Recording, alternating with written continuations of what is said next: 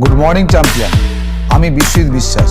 আমার Vestige Bangla education চ্যানেলে আপনাকে স্বাগত জানাই। আজকের ভিডিওতে আমি আপনাদের ভেস্টিজ এগ্রি প্রোটেক্ট সম্পর্কে সম্পূর্ণ শেয়ার করলাম। ভিডিওটি সম্পূর্ণ দেখুন এবং আপনি যদি আজ নতুন ভেস্টিজ বাংলা এডুকেশন চ্যানেলটি দেখছেন তাহলে অবশ্যই সাবস্ক্রাইব করবেন, কারণ আমি সবসময় ভেস্টিজ সম্পর্কিত ভিডিও আপলোড করতে থাকি। এগ্রি প্রোটেক্ট ভেস্টিজ প্রোটেক্ট একটি অনন্য ফর্মুলায় তৈরি। এটা দুভাবে কাজ করে, প্রতিষেধক এবং আরোগ্যক্ষম। এটি পাউডার আকারে পাওয়া যায়, একে প্লান্ট প্রোটেকশন বলা হয়। এটি একমাত্র ছত্রাকনাশক যা প্রতিরোধ এবং প্রতিকার উভয় ক্ষেত্রেই কাজ করে। প্রথমে জানব এগ্রি প্রোটেক্ট কিভাবে কাজ করে। নাম্বার 1, ফসলকে ছত্রাক মুক্ত করে উৎপাদন এবং গুণমান বৃদ্ধি করে, পরিবেশ বান্ধব এবং মাটির ভারসাম্য বজায় রাখে, পরিবেশের কোনো ক্ষতি করে না, প্রতিরোধ এবং অবশিষ্টাংশ সমস্যা তৈরি করে না। নাম্বার 2, অন্তর্বাহী ও স্পর্শজনিত অর্গানিক ছত্রাকনাশক। নাম্বার 3, উদ্ভিদের দ্বারা দ্রুত শোষিত হয়।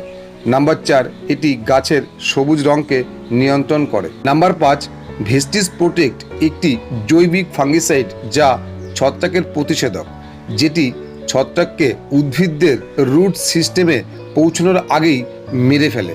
নাম্বার 6, এটি একটি প্রশস্ত বর্ণালী ছত্রাকনাশক এবং এটি অধিকাংশ রোগ নিয়ন্ত্রণ করে।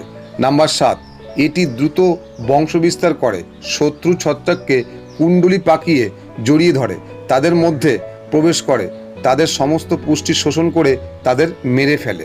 নাম্বার 8, গাছের পাতার সব রকম দাগ, ফ্যাকাশে রঙের দাগ, মূলের পচন, নানা রকমের রোগকে নিয়ন্ত্রণ করে। নাম্বার 9, এটি উদ্ভিদদের মধ্যে সর্বাধিক স্থান দখল করে, লক্ষ্যস্থানে উপলব্ধ সর্বাধিক পুষ্টি শোষণ করে এবং এইভাবে স্থান ও খাদ্যের অভাব ঘটিয়ে ছত্রাক জাতীয় জীবাণুদের নিয়ন্ত্রণ করে। নাম্বার 10, এটি বিভিন্ন ধরনের অ্যাসিড নিঃসৃত করে জমিতে জমে থাকা অদ্রাব্য ফসফরাসকে দ্রবীভূত করে উদ্ভিদকে তা গ্রহণ করতে সাহায্য করে।